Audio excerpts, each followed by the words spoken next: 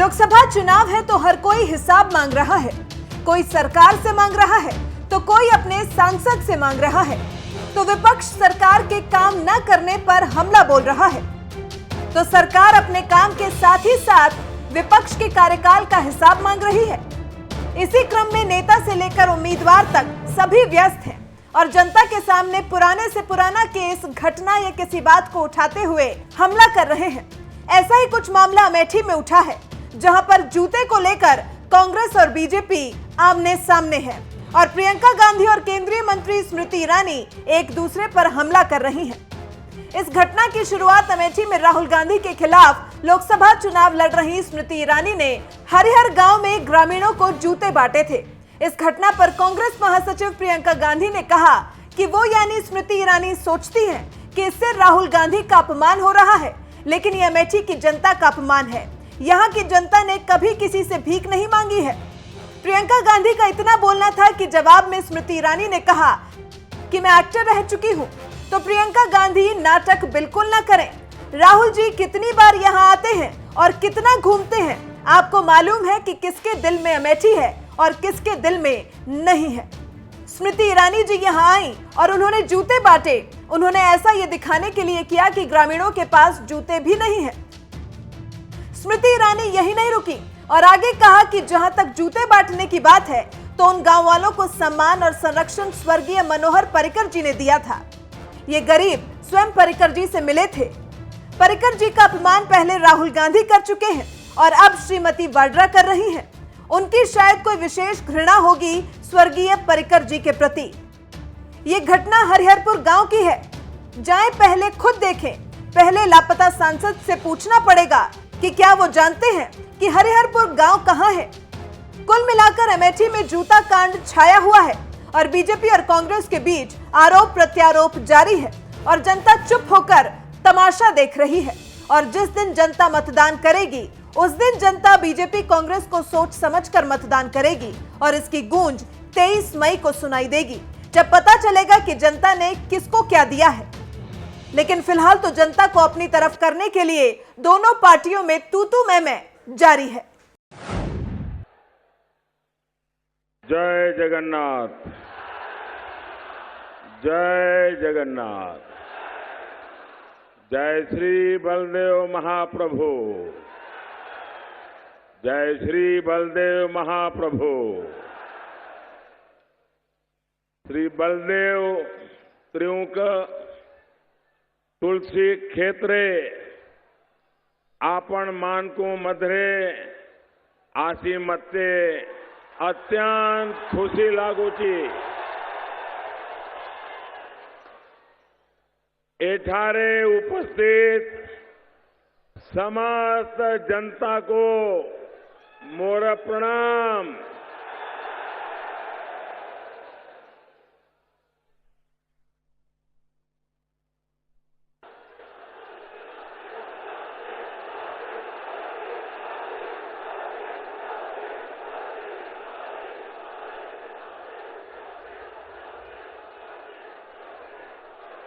यहां जगतसिंहपुर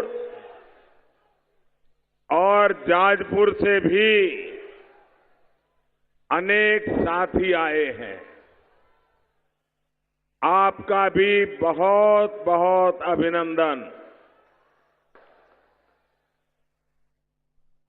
मैं केंद्रपाड़ा को गौरवान्वित करने वाले हर महान व्यक्ति को नमन करता हूं। भगवान जगन्नाथ के आशीर्वाद से आप इस बार नए भारत की दिशा तय करने में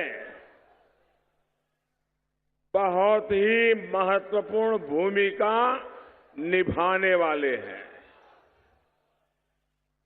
आप जैसा स्नेह ही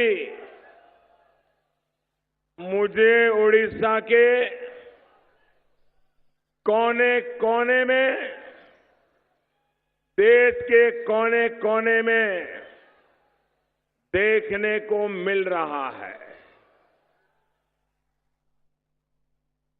इस आशीर्वाद के लिए, इस विश्वास के लिए मैं आपका हृदय से आभारी हूं। मैं भी आज सुबह गुजरात में, अहमदाबाद में मेरा वोट डालने गया था और अभी आपके पास वोट डाल करके पहुंचा हूं। कितना ही काम हो, कितनी ही जिम्मेवारी हो, कैसी भी परिस्थिति हो, लेकिन वोट डालना एक कर्तव्य भी है, सौभाग्य भी है। भाइयों बहनों, ये विराट जनसागर और जितने लोग यहां हैं उससे डबल हेलीपैड पे खड़े हैं।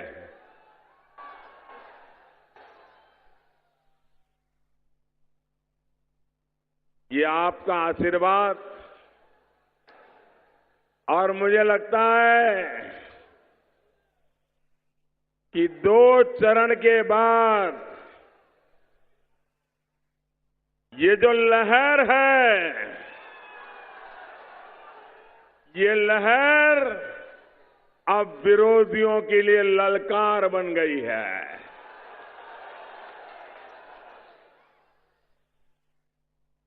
ये लहर नहीं, ललकार है। फिर एक बार मोदी सरकार है।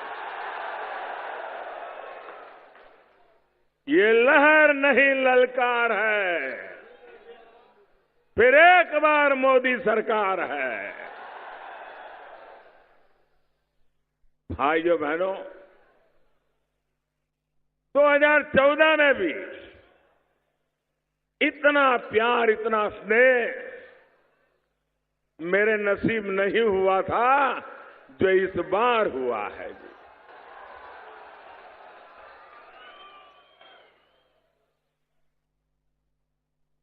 उड़ीसा में आज चुनाव अभियान का मेरा आखिरी दिन है। उसके बाद नई सरकार बनने के बाद मेरा आना होगा।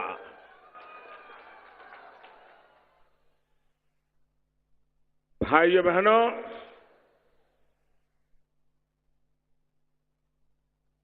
मुझे लगता है कि उड़ीसा की जनता राजनेताओं से भी ज्यादा समझदार है।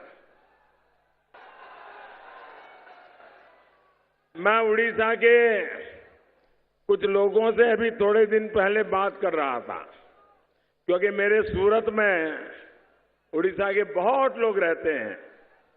आप सूरत में जाएंगे तो हर 5वां व्यक्ति उड़िया मिलेगा और इतना प्यार से हमारा नाता है सबसे। तो मैंने कहा, भाई क्या होगा वहां, क्या खबर आती है? बोले, साहब हम उड़ीसा वाले बहुत समझदार हैं और ये इलाका है, यहां तो प्लम्बिंग का काम में मास्टर ही है, हैं? देश भर में सारे प्लम्बर।